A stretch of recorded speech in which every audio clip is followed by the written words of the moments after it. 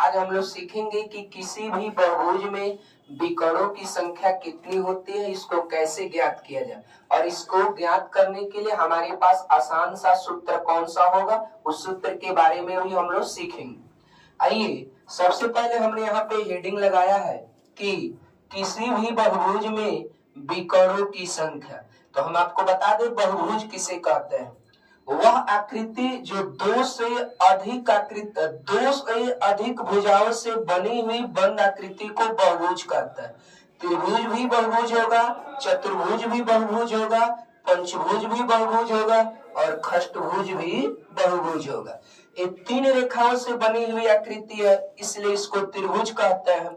या चार रेखाओं से बनी हुई आकृति है, इसलिए इसको चतुर्भुज कहता है। या पांच रेखाओं से बनी हुई आकृति है, इसलिए इसको पंचभुज कहता है। और यह छह रेखाओं से बनी हुई आकृति है, इसलिए इसको खष्टभुज कहता है।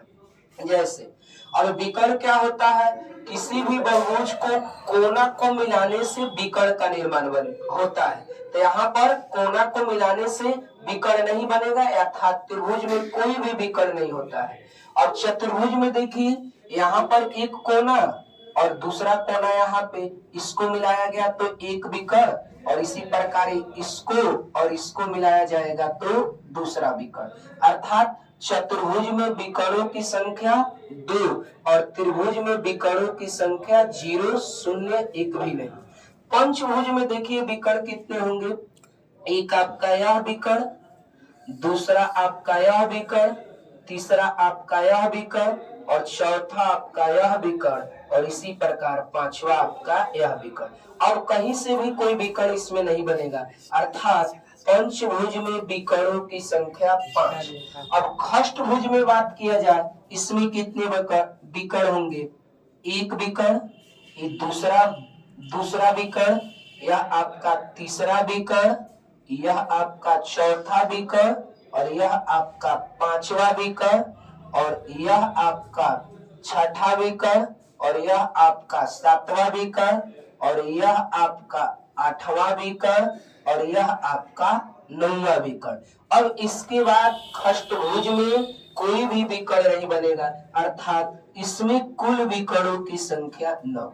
तो अगर हम लोग के पास इसी तरह अष्टभुज का कोई आकृति हो, 10 भुज से बना हुआ कोई आकृति हो, तो उसमें अगर हम लोग विकर्ण खींचे तो समय भी अधिक लगेगा और हो सकता है कि कंप्लीट विकर्ण हम लोग न खींच पाए। इसलिए हम आपको बताते हैं कि किसी भी बहुभुज में विकर्णों की जो संख्या का सूत्र होगा, विकर्णों की संख्या वह होगा n-3/2, जहाँ n होगा भुजाओं की संख्या, n भुजाओं की संख्या होगा, भुजाओं की संख्या।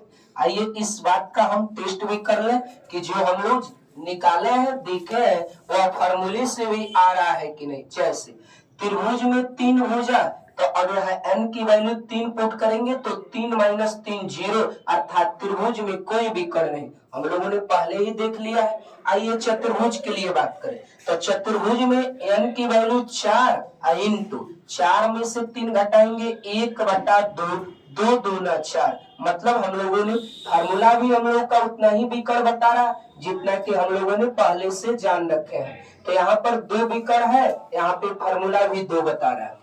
पंचभुज में हम लोगों ने 5 विकर्ण खींचा है, फार्मूले से देखते हैं कितना होता है।